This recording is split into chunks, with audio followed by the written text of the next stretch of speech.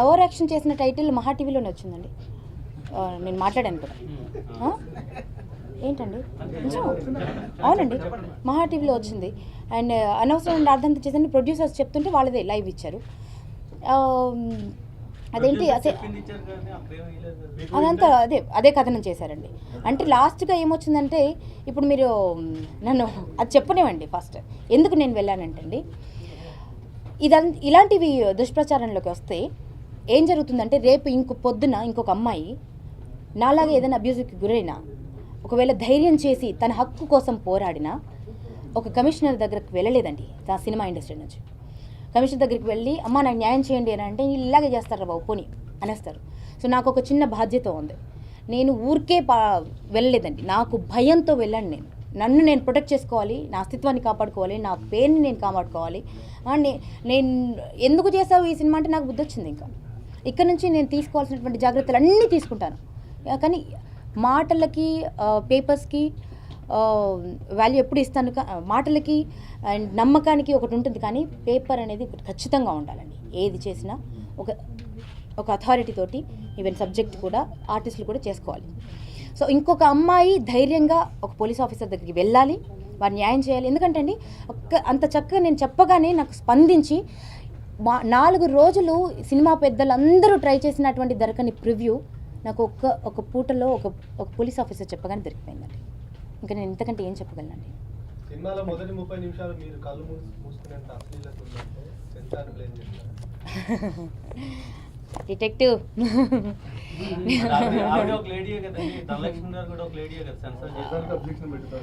ఆవిడ అలా చేశారు కాబట్టి, అంత బ్యూటిఫుల్గా సెన్సార్ చేశారు కాబట్టి ఆ మాత్రం అన్న కూర్చోగలిగాం.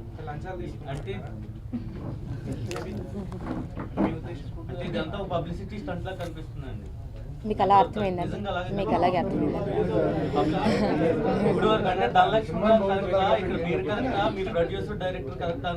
మీడియాకు ఒక క్లారిటీ రావట్లేదు. మీరు ఎవరు కరెక్ట్, ఎవరి పక్క న్యాయం ఉందని తెలియాలి క్లియర్గా. మీరు పేపర్ వెబ్సైట్ అంటున్నారు, at the same time producer విమర్శిస్తున్నారు.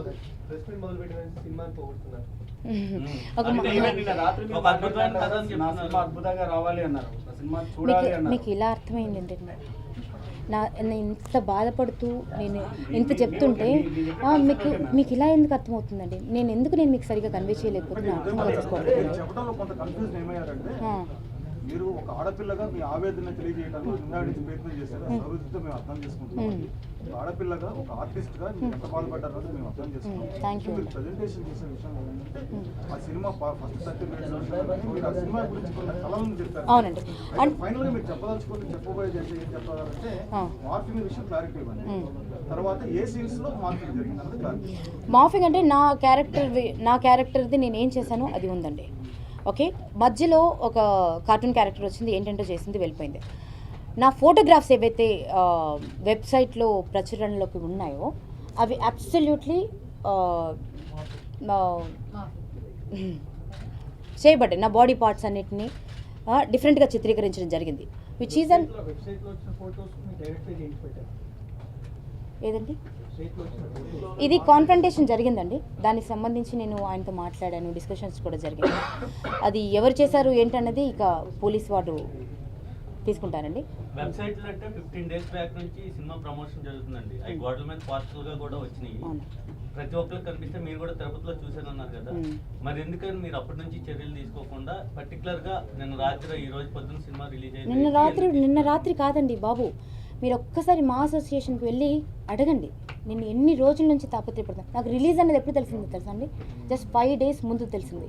జస్ట్ 5 days ముందు నాకు ఊర్లోంచి ఒకరు ఫోన్ చేస్తే, నాకు వచ్చిన వెంటనే నేను సినిమా చూడాలనుకున్నానండి. ఇంకా ఏమీ అడగలేదండి నేను. పోస్టర్ పబ్లిసిటీ అయింది అంటే ఛాంబర్లో క్లియరెన్స్ ఇవ్వాలి. ఛాంబర్లో ఎందుకు కంప్లైంట్ చేయలేదు? ఏ పబ్లిసిటీ అయినా బయటికి రావాలంటే ఛాంబర్లో క్లియర్ అవ్వాలి. ఆఫ్ కోర్స్ అండి. ఆయన ఇప్పుడు ఏం చెప్తున్నారు అంటే, అది సంబడి ఎల్సెస్ బాడీ అండి, ఉదయభానుది కాదని అంటున్నారు.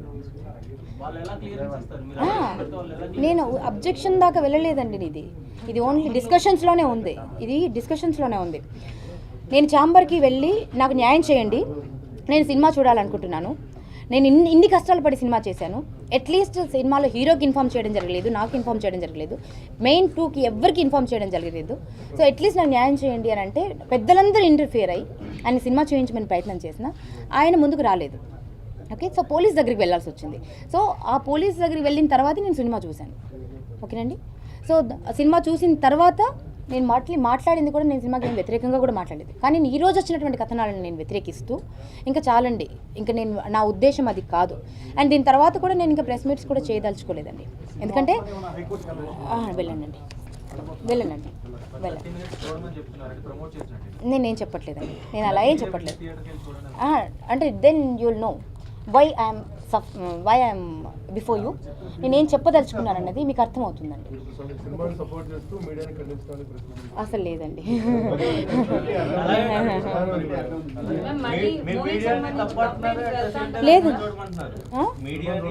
లేదండి, అంటే నేను ఒక్కసారి మీరు రాయబోయే ముందు because I'm a girl it's my, నేను అందుకే ఫస్ట్ మిమ్మల్ని అందరికీ ఫస్ట్ రాగానే థ్యాంక్స్ కూడా చెప్పానండి. నేను what ever I'm today it's because of you అన్నట్టుగా చెప్పాను. కానీ నేనేమి చెప్పలేదండి అలాగా. నేను కొంతమంది గురించి చెప్తున్నాను.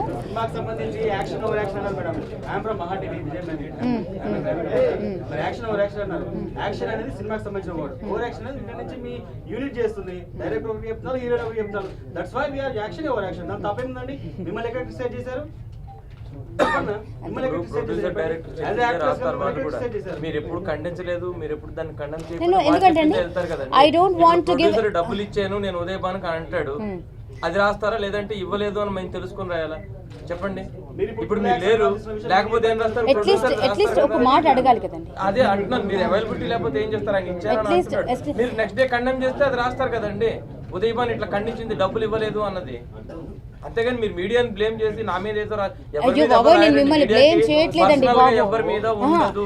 అంటే ఇంత రాస్తున్నప్పుడు అట్లీస్ట్ ఒక్క మాట అయినా అడగాలి మీ మీద ఏదో రెమ్యునరేషన్ పట్టుకొని చూసారు, మరి మీ మంచివన్నీ కూడా తీసుకొచ్చి చూపించాల్సింది. మీడియా నా గురించి ఇట్లా రాశారు, అద్భుతంగా రాశారండి. నేను I'm always appreciating what ever the support that you people have given me.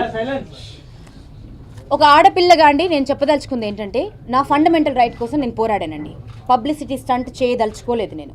Okay, నా ఫండమెంటల్ రైట్, నేను సినిమా చేశాను, ఒక అద్భుతమైన సినిమా అనుకుని చేశాను. దాన్ని నేను చూడాలనుకున్నాను. చూడడం కోసం నాకు అన్ని సకల విధాల ప్రయత్నాలు చేశానండి. ఆపర్చునిటీ దొరకకపోతేనే నేను పోలీసులను ఆశ్రయించడం జరిగింది. అవన్నీ నా ఆపరేషన్స్ అని కూడా చెప్పాను.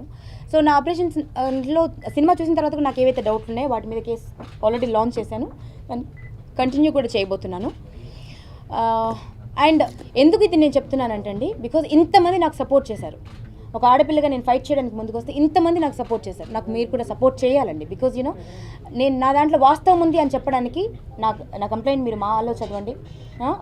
వాళ్ళు ఇన్వెస్టిగేట్ చేసి అక్కడి నుంచే నాకు మాట వచ్చింది, you go for a complaint అని. లేకపోతే నేను ఎందుకు వెళ్తానండి? ఒక ఆడపిల్ల పోలీస్ స్టేషన్కి వెళ్ళాలంటే ఎంత కష్టమైన విషయం అండి. అటు ఇటు తిరగడం అంటే. ఫైట్ చేస్తానండి, 100% ఫైట్ చేస్తాను. ఎందుకంటే నాకు ఇష్టమై చేస్తాను, నో ప్రాబ్లం అండి. కానీ మార్ఫింగ్ అంటే వీడియో కాదు, ఓన్లీ పిక్చర్స్ వెబ్సైట్స్లో. ఎందుకంటే నేను సినిమా చూసినప్పటికీ, అండ్ ఇప్పుడు నేను థియేటర్లో సినిమా చూడలేదు, థియేటర్లో కూడా సినిమా చూస్తాను. చూసిన తర్వాత దానికి నేను నిన్న సినిమా చూసిన దానికి ఏమన్నా డిఫరెన్సెస్ ఉంటే దాని మీద కూడా నేను ఫైట్ చేస్తానండి. మేడం, ఇప్పుడు మీరు 18 సంవత్సరాల నుంచి ఇండస్ట్రీలో ఉన్నారు కదా, గుడ్డిగా అసలు ఎలా నమ్మారు?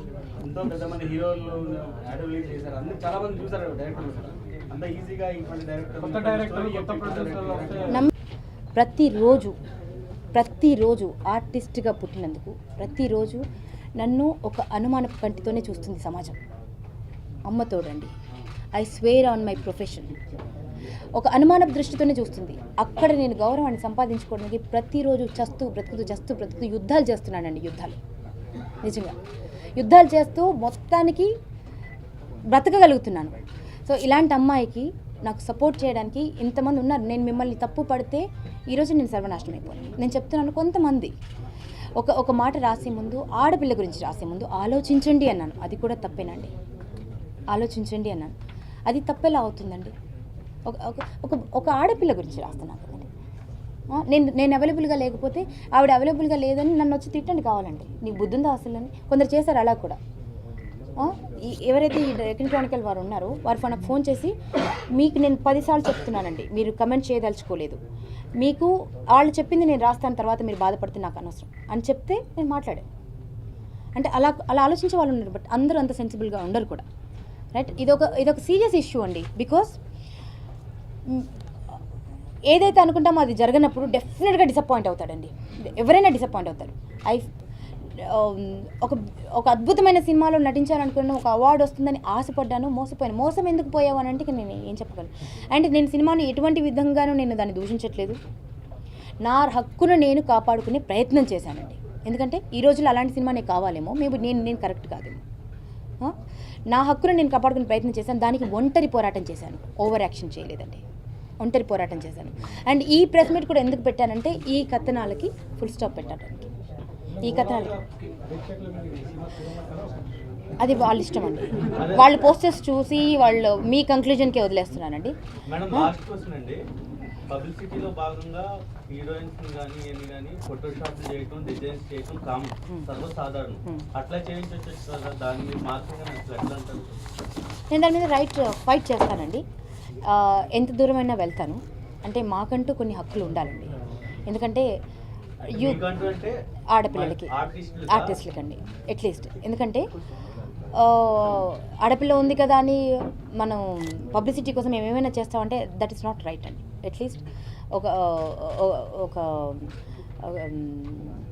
వాళ్ళ దగ్గర నుంచి వాళ్ళ సమ్మతి కూడా తీసుకోవాల్సిన అవసరం ఉంటుంది. అట్లీస్ట్